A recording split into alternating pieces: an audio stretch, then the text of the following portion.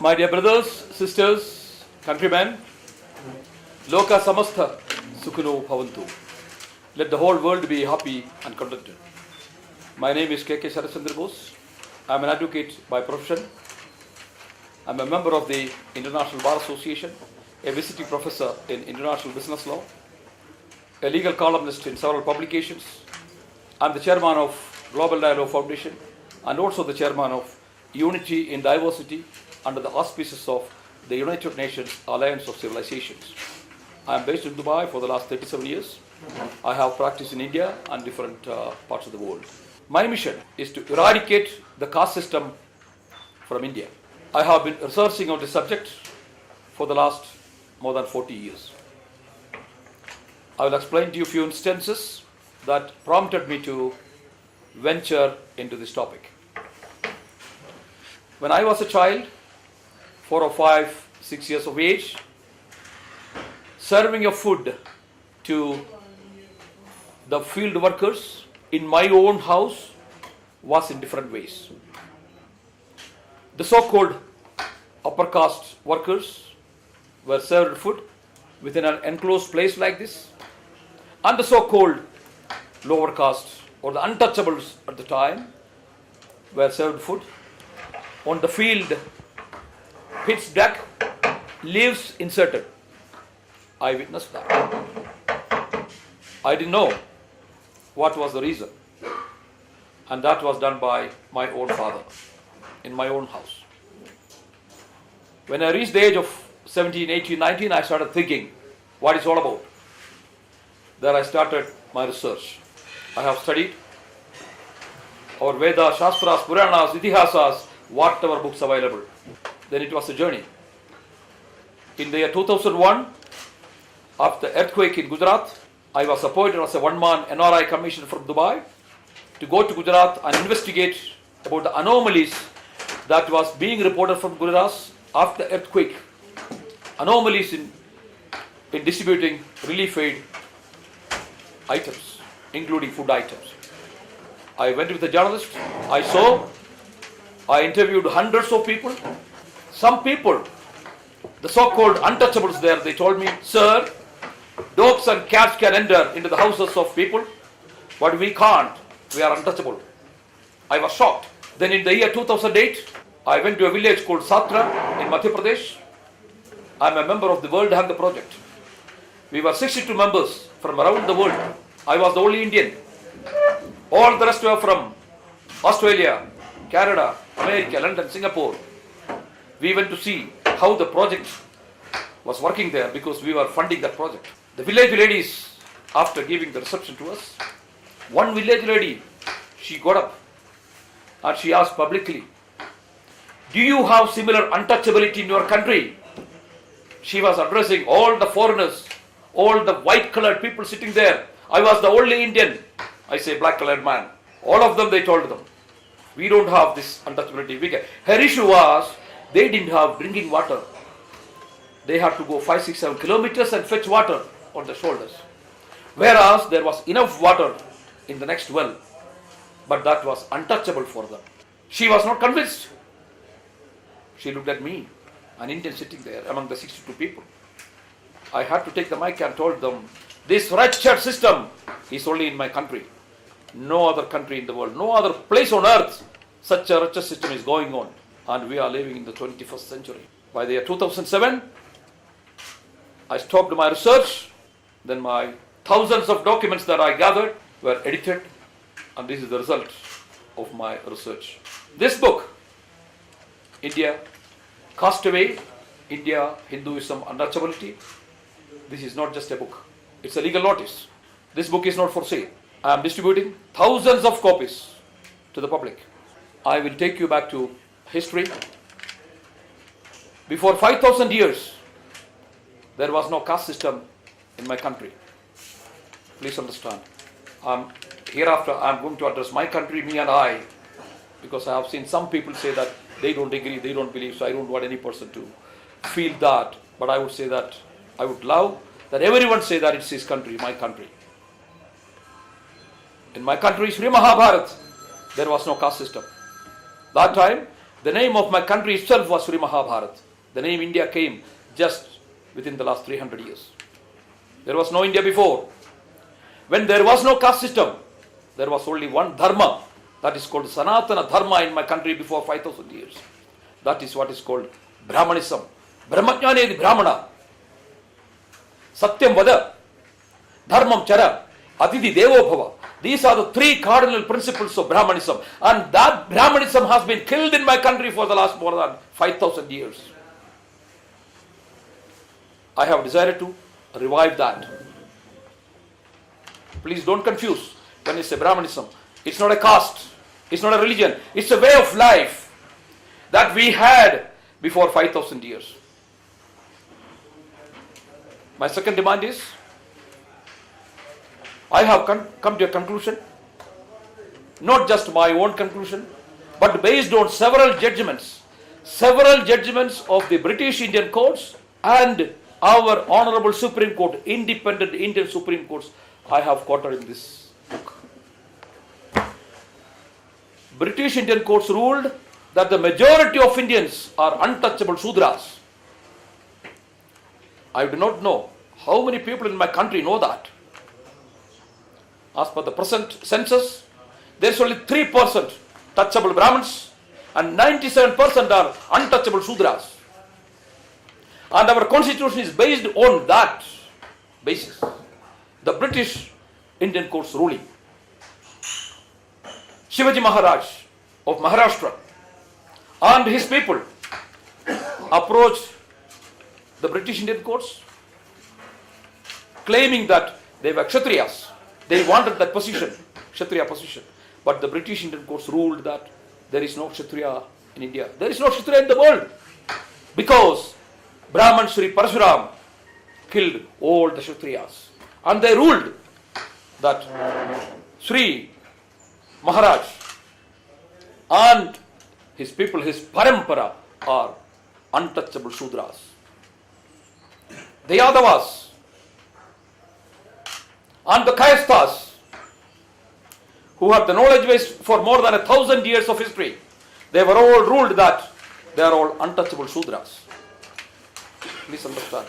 Our constitution is based on that rulings and that principles. The erstwhile untouchables are now termed as scheduled caste, scheduled tribe, other backward communities.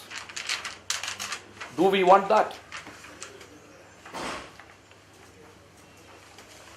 In the Jathi Vyavastha, in the caste system, few human beings and the rest all are animals. That is what is our caste system. In the Hindu religion, please understand, Hindu religion has got only 300 years of history. It was formed during the British time. I want our generation to know that. There was no Hindu religion before that. Caste system is an offshoot of Hindu religion. I want to tell everyone, I am telling the whole world that yes, my birth certificate also shows Hindu. So I have a right to talk. I want to come out from that faked face. I want to be real. I say our constitution is not real. It is strict. We must come out. It has to be amended. When the Honorable Supreme Court of India has ruled several times, not once, there are so many judgments. The caste system, as projected by Manu and accepted by the Hindu society, has been the greatest curse for India. The caste system is a curse on India. The sooner it is destroyed, the better. These are Supreme Court rulings. My country Supreme Court's ruling. Why nobody has seen that? Why nobody has acted on that? Why every state government? Why the central government? Why the rulers of Rajas have not acted on that? Do they want to see everyone in my country as Shudras? Untouchable Shudras? Do you know what the foreign countries talk about Indians now? It is an untouchable Shudra rapist India. What is happening here? The so-called upper caste rape the so-called lower caste people. When they go and file a complaint, there is no action. Out of 500 complaints filed, maybe 1 or 2 are registered. If 1 or 2 are registered, It is not being properly prosecuted. It is not being properly punished. Sirs, this is what is happening in our country. Rise up. Treat a human being as a human being, not as an animal. Treating a human being as a human being will never happen in the caste system. It will never happen. Because the caste system itself is a curse on India. Supreme Court of India has ruled. I have demanded, remove the name of India. I don't want the name of India. I want the name to be renamed as Sri Bharat. That was the name of my country. And I want that name to survive. I don't want a curse to attach to my country.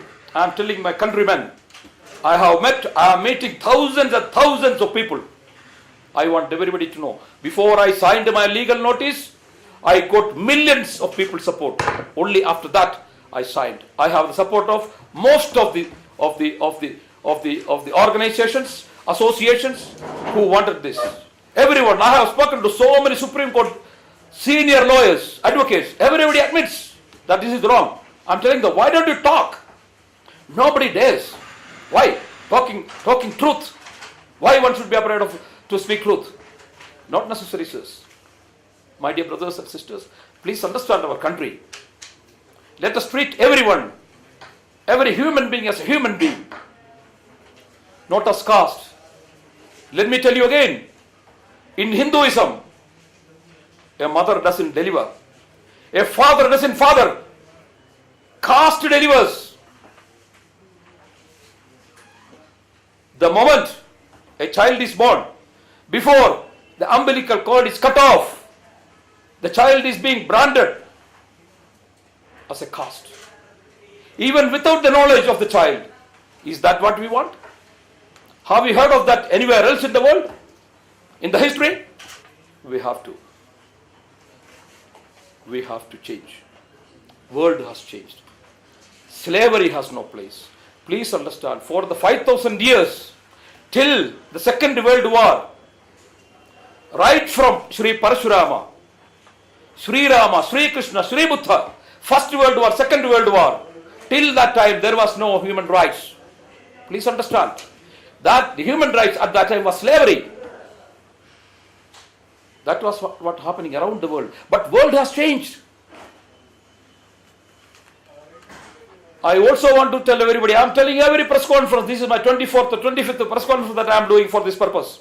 I am telling everywhere, world has changed. Those who introduced slavery, we all thought that America introduced slavery. No, America did not introduce slavery. They learned it from my country. Slavery was in my country for 5,000 years. America has a history of less than 500 years. How can we say that they introduced slavery? They did not introduce it. They did not invent slavery. They got it from my country. My country, Sri Bharat, is the mother of knowledge. Vedas originated here. And the ignorance, all ugly things are also originated in my country. It went out from my country. So the correction has to be taken in my country. 1/6 of the world population lives in my country. When my country changes, the world will change. Globe will change. Because we have that much power. But we are third world now. Why we are third world? Knowledge was not given to our people. It was withheld. Information was not given. If any person from the lower caste, the so-called untouchable at that time, he or she wanted to listen knowledge or Vedas, their ears were filled with molten lead. Is it what we want? That way, I am not going back to history and telling everyone, punish. No. Even there are people who told me that they want to punish the generation. No, we are not here for that. We are here for change. Not necessary go back to history and punish everyone.